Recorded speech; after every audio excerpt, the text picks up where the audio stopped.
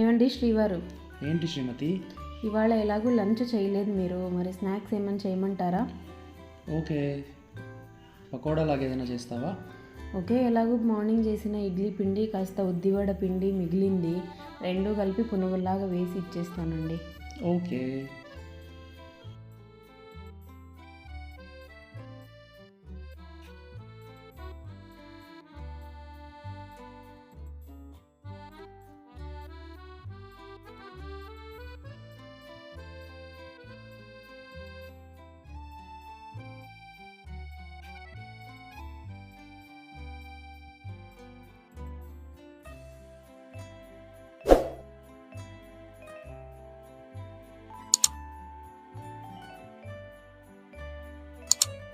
మీరు అడిగిన వడలు రెడీ.